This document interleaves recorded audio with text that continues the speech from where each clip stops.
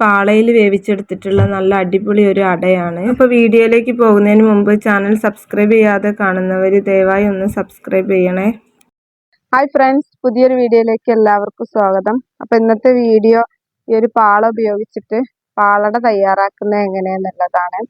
അപ്പോൾ കുറേ ആയി പാലട ഒക്കെ കഴിച്ചിട്ട്. അപ്പോൾ ഞാൻ വീട്ടിൽ വന്നപ്പോൾ പാലട ഉണ്ടാക്കാൻ ഒരു ആഗ്രഹം. അങ്ങനെ ഇന്ന് പാലട ഉണ്ടാക്കാന്ന് വിചാരിച്ചു. അപ്പോൾ അറിയാത്തവർക്ക് വേണ്ടിയിട്ട് ഇങ്ങനെ ഒരു വീഡിയോ എടുക്കാന്ന് വിചാരിച്ചു. പാലട എങ്ങനെ തയ്യാറാക്കാം എന്നുള്ളത് പലർക്കും അറിയായിരിക്കും.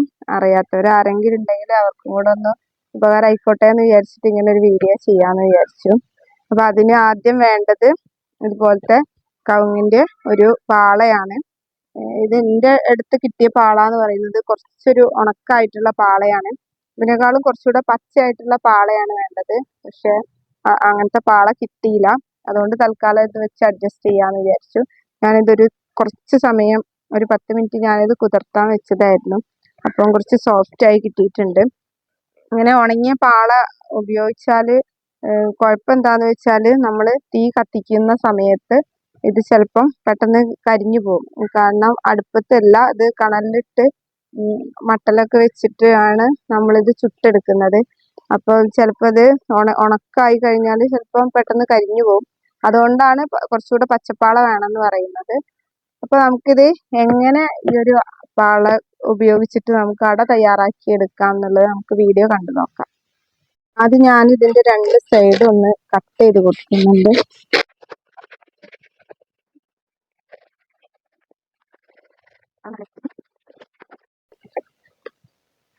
ഇങ്ങനെ 2 സൈഡും കട്ട് ചെയ്തെടുത്തിട്ടുണ്ട്. ഇനി ഇതിൽ വേണം നമുക്ക് പരത്തിയെടുത്തിട്ട് വരാം. അപ്പോൾ പൊടി വാട്ടിയെടുക്കുന്നതിന് വേണ്ടിയിട്ട് കുറച്ച് വെള്ളം തിളപ്പിക്കാനായി വെച്ചതാണ്. ഇത്രയും പൊടിയാണ് ഞാനിവിടെ എടുത്തിട്ടുള്ളത്. ഇനി ഇതിലേക്ക് ഒരല്പം ഉപ്പ് ചേർത്ത് കൊടുക്കാം. അപ്പോൾ വെള്ളം ഇവിടെ നല്ലപോലെ തിളച്ചിട്ടുണ്ട്. ഇനി നമുക്ക് മാവ് കുഴച്ചെടുക്കാം.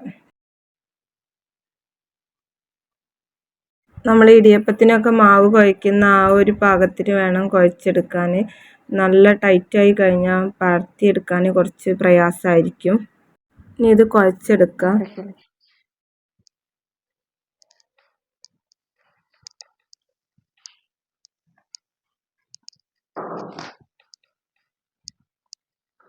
ഇനി ഇതിൽ കുറച്ച് എണ്ണ ഒഴിച്ചിട്ട് നമുക്ക് കുഴച്ചെടുക്കാം.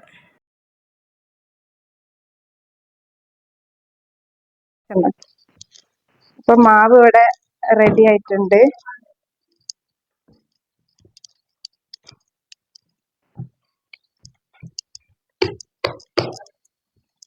ഈ ഒരു പാകത്തിന് കിട്ടിയാൽ മതി. ഇനി ഇതിലേക്ക് ആവശ്യമായിട്ടുള്ള ശർക്കര നമുക്ക് പൊടിച്ചെടുക്കാം. അപ്പോൾ ശർക്കരയൊക്കെ പൊടിച്ചെടുത്തിട്ടുണ്ട്. ഇനി ഇതിലേക്ക് കുറച്ച് ഏലക്കായ വേണം, അതും കൂടെ ഒന്ന് ചതച്ചെടുക്കാം.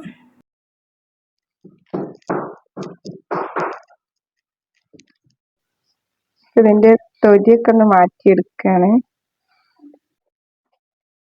അപ്പോൾ ഇതിലേക്ക് ആവശ്യമായ തേങ്ങ ചിരകിയെടുക്കുകയാണ്. അത്യാവശ്യം വലിപ്പമുള്ള ഒരു 1.5 മുറി തേങ്ങ ചിരകിയെടുത്തിട്ടുണ്ട്. അപ്പോൾ ഈ ഒരു പാത്രത്തിൽ ഇത് കുഴക്കാൻ കഴിയാത്തതുകൊണ്ട് വേറൊരു പാത്രത്തിലേക്ക് മാറ്റി കൊടുക്കുകയാണ്. ഈ ശർക്കരയും ഇതിലേക്ക് ഇട്ട് കൊടുക്കാം.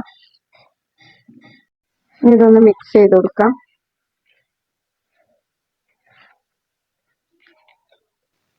ഇത്രയും ശർക്കര മാറ്റി വെച്ചിട്ടുണ്ട്. ഈ ശർക്കര മതി. ഇതന്നെ ആവശ്യത്തിന് മധുരമുണ്ട്. ഇനി നേരത്തെ കുഴച്ച് വെച്ച മാവ് നമുക്ക് ഇതിലേക്ക് പരത്തി കൊടുക്കാം. കട്ടി കുറച്ച് വേണം പരത്തിയെടുക്കാൻ. അധികം കട്ടിയിൽ പരത്തി കഴിഞ്ഞാൽ അത് വെന്ത് കിട്ടാൻ പ്രയാസമാണ്. അതുകൊണ്ടാണ് കട്ടി കുറച്ച് പരത്തിയെടുക്കണം എന്ന് പറയുന്നത്. ഈ അട കഴിച്ചവർക്കറിയാം, നല്ലൊരു ടേസ്റ്റാണ് ഈ പാളയിൽ വേവിച്ചെടുക്കുന്ന അട കഴിക്കാൻ. അട വെന്ത് കഴിഞ്ഞാൽ അതിൻ്റെ പുറംഭാഗം ചെറിയൊരു കട്ടിയാണ്. അത് കഴിക്കാൻ ഒരു പ്രത്യേക ടേസ്റ്റാണ്. പാളയുടെ ഉൾഭാഗത്തുള്ള ആ ഒരു ഷേപ്പ് കുറച്ച് അതിലേക്ക് കിട്ടുന്നുണ്ട്. അതുകൊണ്ടായിരിക്കും അതിനൊരു പ്രത്യേക കട്ടിയും കടിക്കുമ്പോൾ നല്ലൊരു ടേസ്റ്റുമാണ്. അപ്പോൾ കഴിച്ച് നോക്കാത്തവരുണ്ടെങ്കിൽ ഇതൊന്ന് ട്രൈ ചെയ്ത് നോക്കണം. നമ്മൾ മറ്റ് അടകളിലൊക്കെ ഉണ്ടാക്കുന്ന അതേ ഒരു ഇൻഗ്രീഡിയൻസ് തന്നെ ആണ് ഇതിൽ ചേർക്കുന്നത് എങ്കിലും ഈ പാളയിൽ വെന്ത ഒരു ടേസ്റ്റ് എന്ന് പറയുന്നത് ഒരു പ്രത്യേക ടേസ്റ്റ് തന്നെയാണ്. നമ്മൾ ആവിക്ക് വേവിച്ചെടുക്കുന്ന അട പോലെയല്ല ഈ പാലട കഴിക്കാൻ. ഇതിൻ്റെ 4 സൈഡിലും കുറച്ച് ഗ്യാപ്പ് ഇട്ട് കൊടുക്കണം. ഇത്രയും ഭാഗം പൊടി പരത്തേണ്ട ആവശ്യമില്ല. അവിടെ തുന്നിയെടുക്കാൻ വേണ്ടിയിട്ടാണ് ഈ ഒരു ഗ്യാപ്പ് ഇട്ട് കൊടുക്കുന്നത്.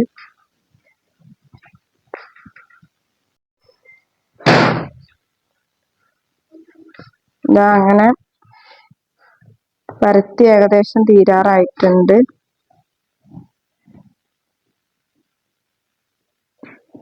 അപ്പം മൊത്തപ്പം പരത്തി കഴിഞ്ഞിട്ടുണ്ട്.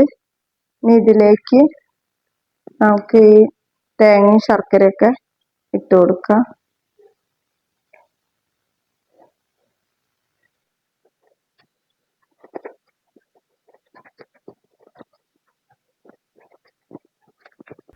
എല്ലാ ഭാഗത്തേക്കും ഒരുപോലെ ഇട്ട് കൊടുത്തിട്ടുണ്ട്.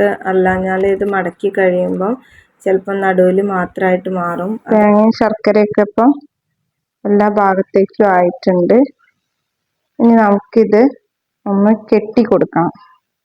ഇത് പാന്തം വെച്ചിട്ടാണ് കെട്ടുക. പാന്തം എന്ന് പറഞ്ഞാൽ മടല് ചീന്തിയെടുത്ത് മടലിൻ്റെ മുകൾ ഭാഗം ചീന്തിയെടുത്തിട്ടുള്ള ആ ഒരു കയറിനാണ് ഇവിടെ ഞങ്ങളുടെ നാട്ടിലൊക്കെ ഇതിന് പാന്തം എന്നാണ് പറയുക.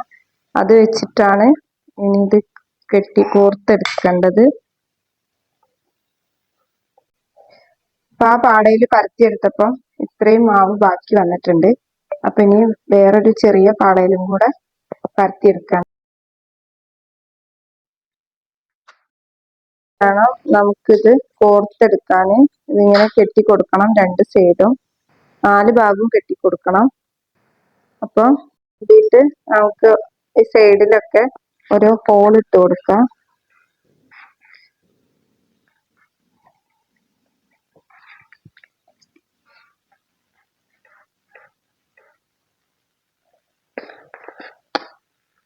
ഇതിങ്ങനെ തുന്നിയെടുക്കണം. ഈ ഒരു അറ്റം കെട്ടി കൊടുക്കണം. ഇതിങ്ങനെ തുന്നിയെടുക്കണത് ഇത് വെന്ത് കിട്ടുമ്പം ശർക്കര ഉരുകി പോരാതിരിക്കാൻ വേണ്ടിയിട്ടാണ്, പുറത്തേക്ക് പോവാതിരിക്കാൻ വേണ്ടിയിട്ടാണ്.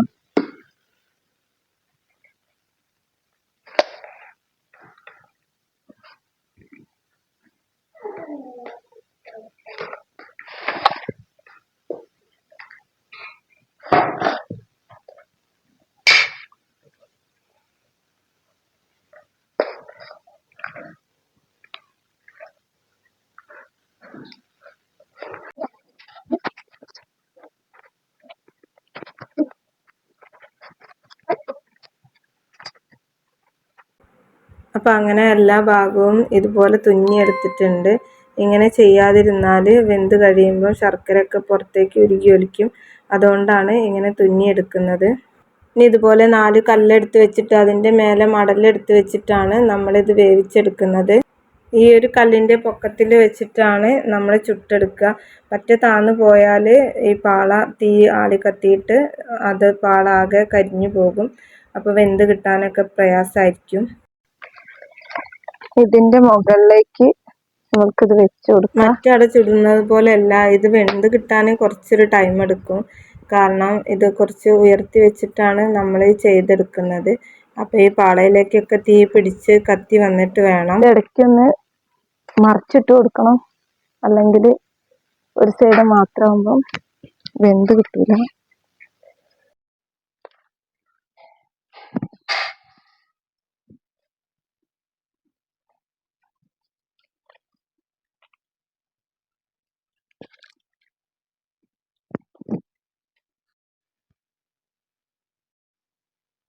ഇപ്പം ഏകദേശം വെന്ത് തുടങ്ങിയിട്ടുണ്ട്.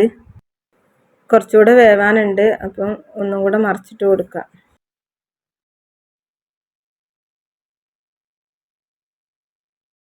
ഇപ്പം എല്ലാ ഭാഗവും നല്ലപോലെ വെന്ത് കിട്ടിയിട്ടുണ്ട്. ഇനി നമ്മൾക്കിതൊന്ന് പൊളിച്ച് നോക്കാം. തീ ആളി കത്തിയപ്പം പാള ഒരു ഭാഗം കരിഞ്ഞു പോയിട്ടുണ്ട്. പക്ഷെ ഉള്ളിൽ കരിയൊന്നും പിടിച്ചിട്ടുണ്ടാവില്ല. എന്തായാലും പൊളിച്ച് നോക്കാം.